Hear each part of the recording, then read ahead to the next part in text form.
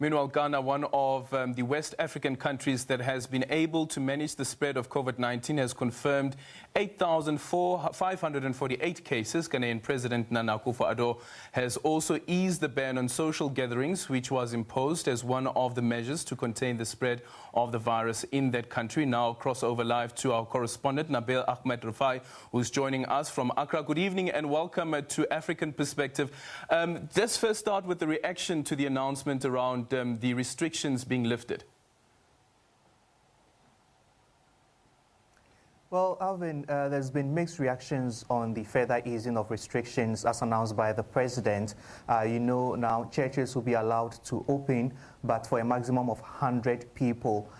They are also to enforce the strict wearing of face masks by all those who come to the church premises and also the mosque.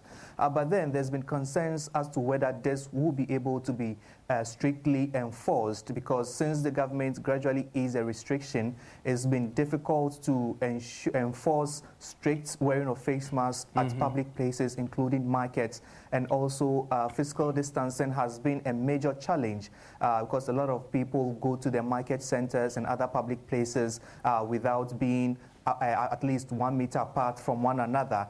And this is the concern that some people are having as to whether it will be easy for these churches and their religious organizations to enforce these rules. But then there are those who are saying they'll be able to do that, but others are not giving things to chance. Some churches have said they are not going to open, even though the government has relaxed these restrictions. They are saying that they will continue having their services online as they were doing when the government banned the gathering of people and also religious activities in the country. So the reactions have been very varied. There are those who are up for it and there are those who are not for it because they fear there could be a spike of COVID-19 cases.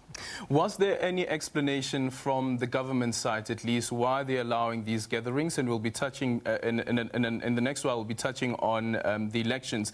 But first of all, starting off with the churches, was there an explanation why there is the restriction being lifted against church services resuming, considering that the president himself had warned before that 533 people were affected or infected with the virus at one single church service?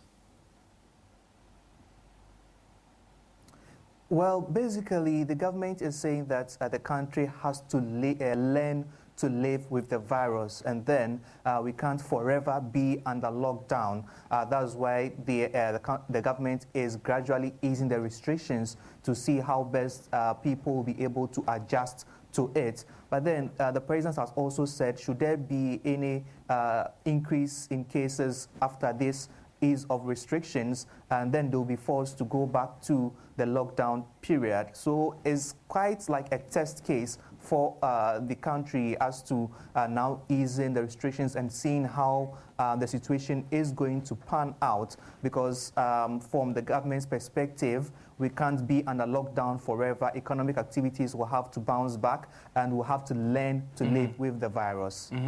Of course, considering the sovereignty of the country, has there been any word at all from the neighboring countries around this particular decision that has been taken by the Ghanaian president? Well, there's not been much of a reaction because elsewhere around the world we are seeing gradual easing of restrictions. Schools are beginning to open. So government Ghana on its own is also following the set of other countries that are trying to bounce back after locking down their countries. Others have now opened the schools and all. And this is the same thing that Ghana is also looking at doing. We are unsure what the other neighboring countries would also do after also assessing their situation. But then Ghana is saying this is what it has to do at the moment as it tries to bring its economy back on track. Sure. And 2020 is an election year for Ghana. Has there been any plans that have been rooted out to ensure that the elections do go ahead? Because this was a concern even just after the announcement around the spread of COVID-19 or what impact this would have on countries that go into elections. But we've seen with Burundi, for instance, that they've gone ahead with the elections, done and dusted, and they're moving on. What's happening in Ghana in terms of prepping for those elections in December?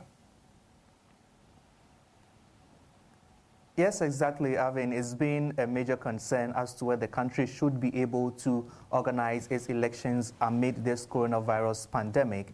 But then both the ruling government, the NPP, and the opposition parties have agreed that the country indeed has to hold the elections.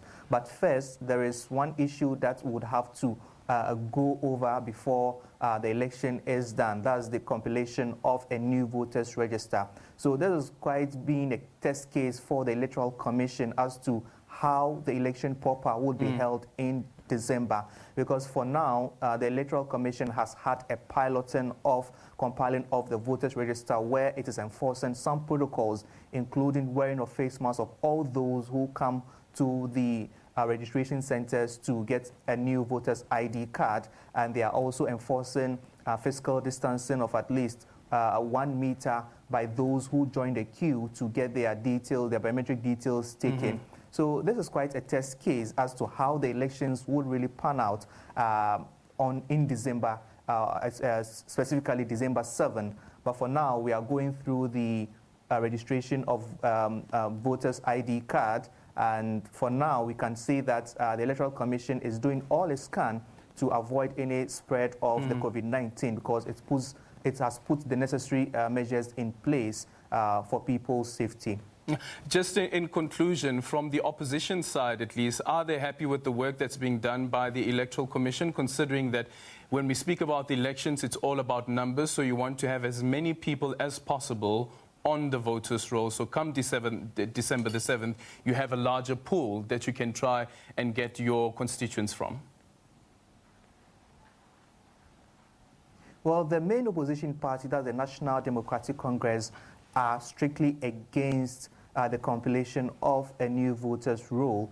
They are saying the old one that was used in 2016 should be used for the 2020 polls. But then the Electoral Commission has said that that particular voters' roll has some challenges and is not fit for purpose, hence going ahead to compile a new one. For now, the piloting is ongoing. The opposition party are monitoring the process, but then they are not happy that the Electoral Commission is adamant and going ahead with compiling a new voters register. And they are also saying that a lot of people may be disenfranchised because even looking at the situation where we find ourselves in with the coronavirus, there are people who fear to go ahead to get a new voter's ID card, and this could limit the number of people who will be registering on the voters' roll, and that should in fact affect the turnout for elections come December 7. But then we are yet to see how the whole process pans out when the Electoral Commission officially rules out the registration process sometime ending of this month. Certainly a story worth following closely. Thank you so much for that. That is Nabil Ahmad Rufai joining us from Accra.